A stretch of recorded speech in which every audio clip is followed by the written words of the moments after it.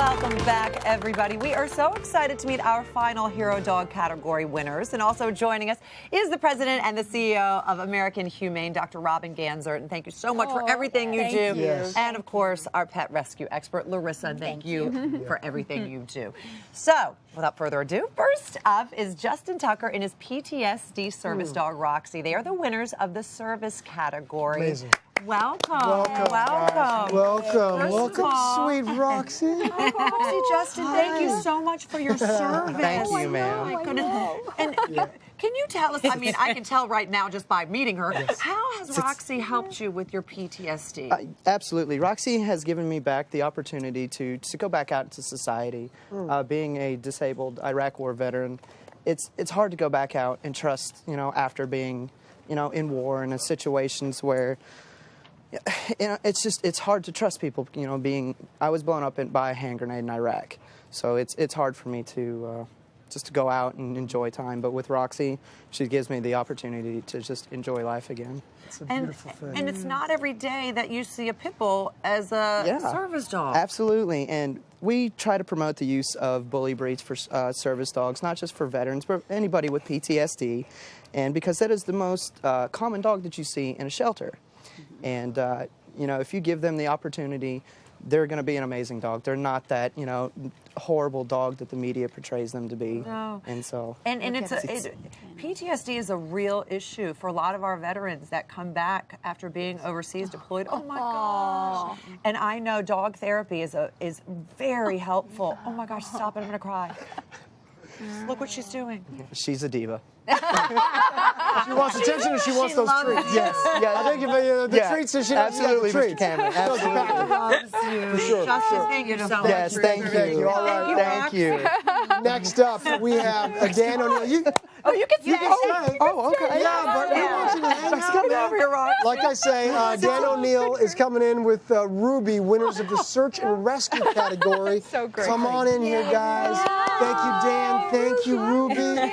So beautiful. Now, Dan, you've got to tell us about the boy that Ruby saved in search and rescue, and also the amazing connection that Ruby's got with the boy's mother. Right. So in October of 2017, we got called out to do a search of a young man that had gone missing for 36 hours.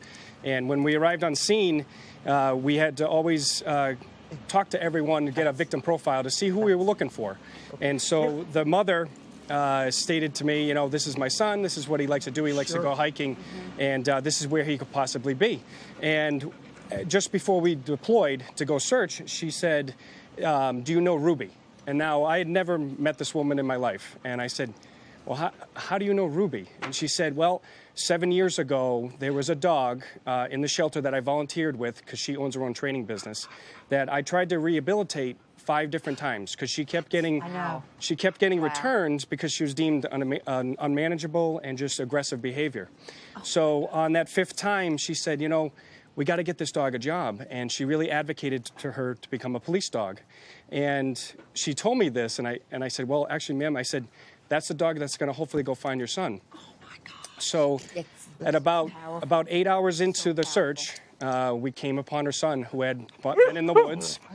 He had been in the woods. He had fallen from his hike. He was 1.5 miles from his house, and he was dying in the woods. And the medical examiners and all the doctors that came out said he was within hours of dying.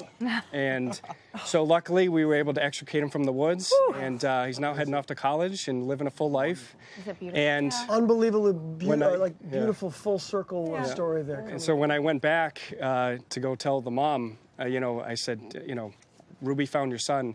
We both started to cry, and she's like, I knew giving a shelter dog a second chance, that she would make a difference in the world. It was Ruby's way of saying thank you. That's right. I really believe that. It is. If I could say something, the Ruby proves that every dog out there can be an amazing dog. That's right. They just need the love and somebody to give them the chance. That's what she's saying right now. She's saying that's right. That's her moment. Okay, we have one more amazing story as well. Last but not least, Jason Johnson with Canine Flash. They're the winners of the law enforcement arson category. Welcome, Jason. Welcome. Come on over here. Sit next to me. We're running out of space for us on the couch. Right. Hi, Flash. guys. Hi, Flash. So Flash was also a rescue dog, by the way. Yeah. So how did Flash inspire you, Jason, to start your own nonprofit to benefit retired canine heroes? Well, Flash was a pet rescue as well. She was deemed unadoptable, and she had about a day left before she was going to be put down, and we took a chance on her to include her in our narcotics canine class. She went out, excelled, graduated 100% in her class, had 3,000 appointments, 2,200 fines.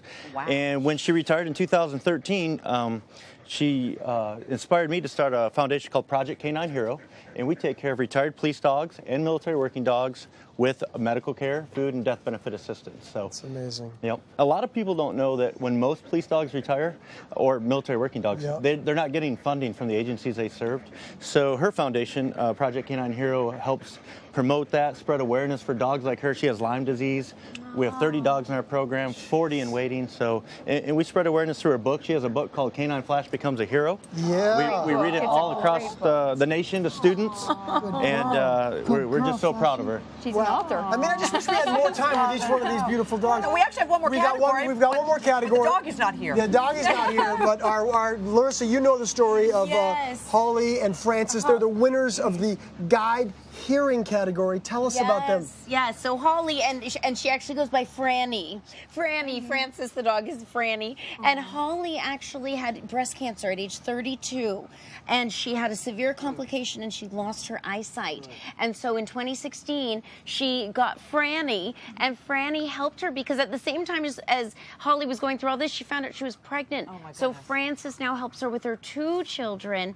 And, you know, they now go around to different schools as well and help teach students that being visually impaired is perfect. There's nothing wrong with that. Right. And everybody can be different and just be as amazing. And so the 2 of them are teaching so many countless kids just what love is all about. And so Franny and Holly couldn't be here today, but Franny is just an amazing hero dog as well, helping so many people. As are all of the doggies that we have here today, and all of the humans.